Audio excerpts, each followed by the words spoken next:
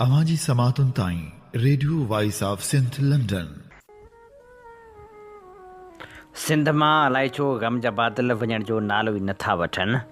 मुसलसल सियासी समाजी अॻवान अदीब शाइर विछोड़ जो वर्लाप ॾींदा पिया वञनि। ख़बर नाहे मौसमनि जे मिज़ाजनि खे छा थियो आहे जो दिलि जो अटैक एतिरो वधी वियो आहे जो हर मर्दड़ मां ॿियो माण्हू दिलि जे अटैक सबबु फ़ौत थी रहियो आहे। सगा जो बेबाक साथी ऐं अॻूणो मरकज़ी इतलात सेक्रेटरी सगा सचल ॻोठ जो सरगर्म अॻवान करम इलाही चन्ना पिणु लाॾाणो करे वियो। करम इलाही चन्ना खे भेटा पेश कंदे हमसफ़र गाॾी लिखियो, मोहतरम करम इलाही चन्ना सां सुठो तालुक़ु उन ज़माने खां रहियो जॾहिं पाण कमर शहबाज़ सां गॾु गीह कारपोरेशन में मुलाज़िम हुआ। संगम पब्लिकेशन संदन अदबी सुञाणप रही। सचल ॻोठ ठहण वक़्तु संदसि पाड़ेसरी थियण लाइ प्लाट वरितो, पर तॾहिं कब्ज़ा खोरी जो ज़ोर हो। लियारी में वॾे भाउ अदा बशीर अहमद सां रहंदो हुअसि। कब्ज़े जे ख़ौफ़ खां 90 जे ॾहाके में खेसि विकिणी ॾिनो। ॾेती लेती संग जो तमामु भलो माण्हू हो। माण्हुनि सां चङायूं कयाईं पर उहे खेसि न फबियूं। ज़िंदगी जे पिछाड़कनि ॾींहंनि में पंहिंजे हिकु महिरबानी तरफ़ां कूड़ फ्रॉड में फासाइण जे करे कोर्टनि जा चकर काटण अज़ियतनाक लम्हनि जो निहायत ॾुख मां ज़िक्र कंदो हो। अॼु पाण के अरमान खणी सिंध जी मिटी में वञी आरामी थियो आहे।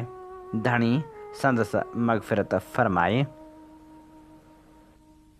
सिंधी ॿोली जी नाम्यारी शाइरा नसरीन अल्ताफ़ पिणु विछोड़ जो वर्लाप ॾेई वई। नसरीन अल्ताफ़ खे भेटा पेश कंदे माया सागर ओॾ लिखियो, सुबुह सवेरी अदी नसरीन जे वाल तां संदसि विछोड़े जी ख़बर पई। यकीन ई न आयो। थोरो अॻिते वियुसि त ॿिनि भाइरनि भेनरनि जूं पिणु पोस्टूं अलॻि हुयूं, पर अञा बि शायदि मुंहिंजी दिलि संदसि मौत खे तस्लीम करण लाइ तयारु न हुई त संदसि नंबर ते कॉल करणु चाहियमि, पर रीस्टार्ट सबबि केतिरनि ई सरतियुनि जा राब्ता नंबर गुम। पोइ अदी जे फेसबुक मैसेंजर ते वियुसि, जिते कुझु महीना अॻु संदसि मैसेज आयल हो, माया राब्तो कर। हेठि संदसि नंबर पिणु हो। मूं हुन नंबर खे डायल कयो त परियां संदसि भाउ खईं, जंहिंजे आवाज़ में हिकु भेण जे विछोड़े जो दर्द समायल हो। बसि एतिरो चई सघियो, अदी असांजी अदी नाहे रही। मुंहिंजे अखियुनि मां ॻोढ़ा ज़ारो कतार वहण लॻा।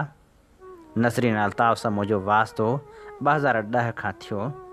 तोड़ जो मोबाइल फ़ोन ते केतिरा ई कलाक कचहरी थी हिकु ॿिए जो साथ ॾिनो। खोड़ भेरा चयाईं, माया कॾहिं अचो घर। मूं बि खेसि चयो हो, पर बदकिस्मती सां एतिरो वेझो हूंदे बि हक़ीक़त में साणस मिली न सघियसि। इंसानु पंहिंजे कमनि कारण में एतिरो मसरूफ़ थी वेंदो आहे जो वक़्तु रेल जी रफ़्तार सां तकिड़ो गुज़री वेंदो आहे। बसि हिकु माठार रहिजी वेंदी आहे, उदासी रहिजी वेंदी आहे। सच त ज़िंदगी ते को बि भरोसो न आहे। असीं अॼु आहियूं, सुभाणे जी का बि ख़बर नाहे। प्यारी सरती नसरीन अल्ताफ़ हिकु शाइरा सां गॾु सुठी तबियत जी मालिक पिणु हुई। रब पाक खेसि एतिरो ॾिनो हो। नसरीन अल्ताफ़ एजुकेशन में आफ़िसरियाणी हुई, नफ़ीस तबियत जी मालिकियाणी हुई। अमीरनि तोड़े ग़रीबनि सभिनी खे इज़त ॾींदी हुई। रब पाक संदसि दर्जा बुलंद करे खेसि जन्नत में आला मक़ाम अता करे ऐं संदसि घर वारनि खे सब्र ॾे। अवाजी समातुन ताईं radio voice of Sindh London.